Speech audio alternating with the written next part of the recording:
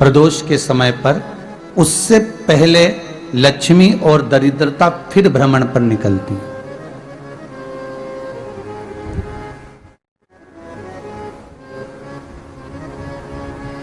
शिव भ्रमण कर कर जब वापिस आ जाते हैं, हिंदू धर्म में पीपल के वृक्ष की जो गणना वराह पुराण में करी गई है, 4 बजे से 7 बजे तक शिव के भ्रमण का समय बताया है शाम को। तो 7 बजे से लेकर फिर रात्रि 9 बजे तक लक्ष्मी और दरिद्रता फिर भ्रमण पर जाती है। इनका एक समय निश्चित है महाराज, भ्रमण कर कर आ जाना। अब इस बीच में जब लक्ष्मी और दरिद्रता दोनों निकल कर जा रही हैं, तो दोनों एक भाव रख कर जाती हैं कि आज हमको कहां प्रवेश करना है।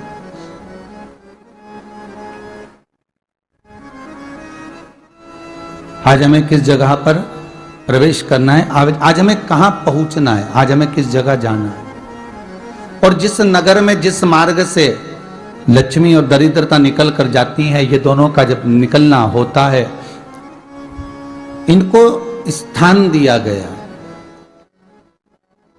जहां पर स्वच्छता हो, घर के दरवाजे पर रंगोली डली हुई हो, द्वार पर जल छीटा गया हो। महाराज, उस द्वार पर लक्ष्मी प्रवेश करती है तो दरिद्रता भी जाने लगती है अंदर।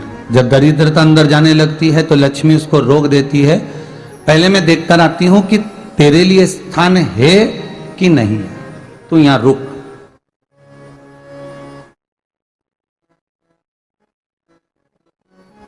कुछ देर तक दरिद्रता बाहर खड़ी रहती है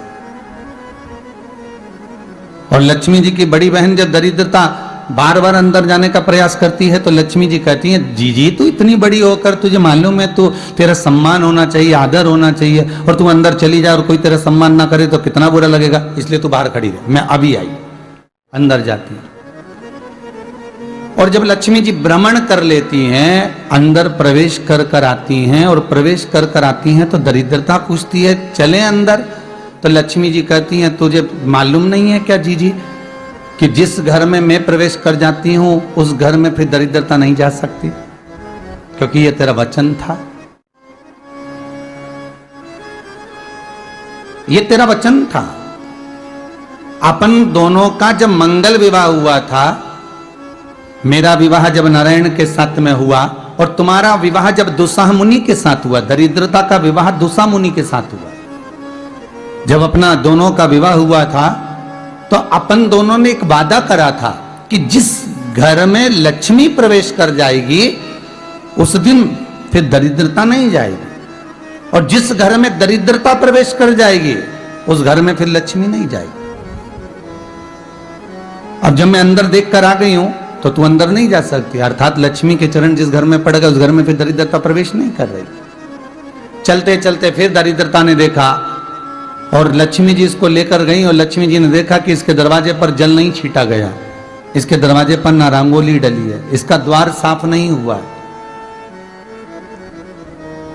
इसके द्वार पर दीप नहीं है, इसके द्वार पर कलश नहीं है, इसके दरवाजे पर ढेर सारा कचरा पड़ा हुआ है, कोई श्वान कोई कुत्ता गंदगी भी कर कर चला गया है, कहीं बिल्ली ने गंदगी कर रखी है, कहीं जीवों ने कुछ गंदा गिरा रखा है। तो फिर लक्ष्मी जी कहती है, जी अब मैं होकर आ गई थी ना, अब तू जा, तू होकर आ। और दरिद्रता प्रवेश करती है। तो अंदर जाकर क्या देखती है दरिद्रता कि इतनी सवेरे से मैं घूमने इनके दरवाजे पर आई और ये तो सब चादर तान के चकाचक गुर्राटा भर भर कर सो रहे हैं। तो दरिद्रता कह देती है, तुम्हारा भाग्य ही बेकार है, तुम्हें क्या करूं, तुम ऐसे ही सोते रहो। और दरिद्रता गुस्से में बाहर निकल कर आती है, लक्ष्मी से कहती है, लक्ष्मी तू इसके घर में जाना ही मत ही। तो दरिद्रता को कहती है, जी तेरी बात नहीं मानूंगी क्या मैं? लक्ष्मी जी बोली, मैं तेरी बात नहीं मानूंगी, बिल्कुल नहीं जाऊंगी इसके घर में, तू चिंता मत कर, चल आगे चले। फिर आगे बढ़े। ये लक्ष्मी और दरिद्रता का प्रवेश है। आपके घर का द्वार आपके घर का दरवाजा। फिर निवेदन करूंगा एक बहुत सुंदर बात, हमें महाराष्ट्र से सीखना चाहिए, हमें साउथ से सीखना चाहिए, दक्षिण से।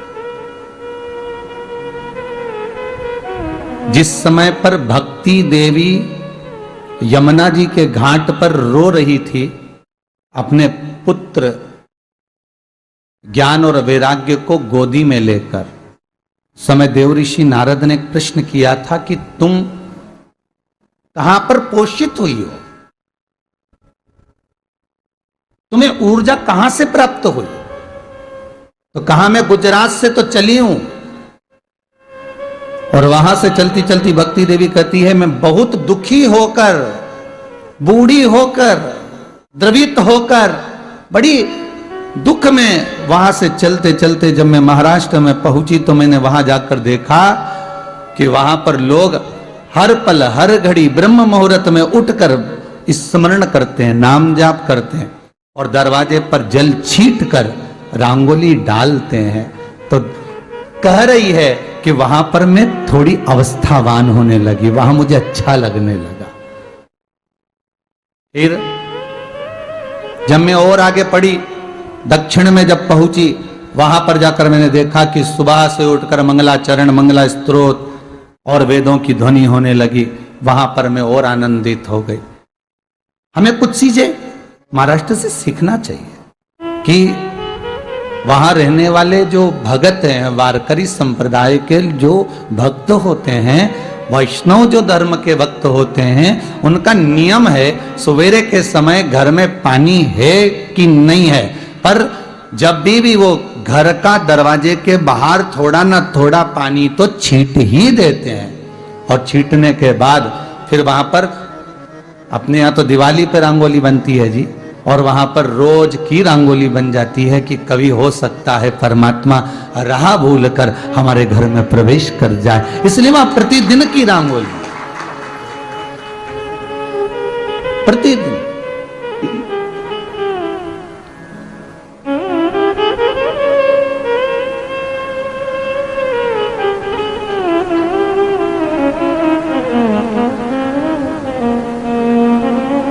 हमें सीखना चाहिए थोड़ा सा। आज के जमाने में तो बहू अपने कमरे की झाड़ू लगा ले, वो ही बहुत बड़ी बात है। हो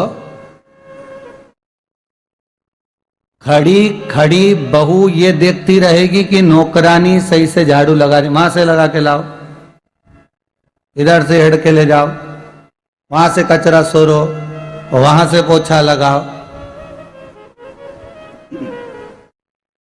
खड़ी रहेगी, उंगली से बताती रहेगी, पर इतना नहीं बनेगा कि सेविका से, नौकरानी से, दासी से कह दे कि तू मम्मी पापा के कमरे की लगा ले, मैं मेरे कमरे की लगा लूंगी, तू जा उधर। थोड़ा दया का भाव अगर होता तो उसके मन में भी आता कि मेरी बड़ी सेठानी तो अपनी जगह पर है, पर छोटी तो सेठानी की भी बड़ी सेठानी है जो मुझ पर करुणा करती रहती है। पर बड़ी तो कहे कि बेटा रहने दे, तू उधर ले जा, जब भाभी के कमरे में देख ले जा, उसके बच्चों का बड़ा फैलारा रहता ना, तू उधर देख ले जा, तो जरा उधर, मां उधर भेज रही है।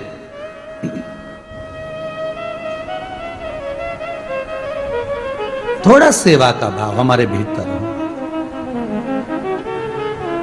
और एक निवेदन तो हमेशा करा है और अब आज भी करता हूं, पूरे घर की सफाई करवाओ, पूरे घर में तुम पोछा झाड़ू जो चाहे करवाओ, मना नहीं है।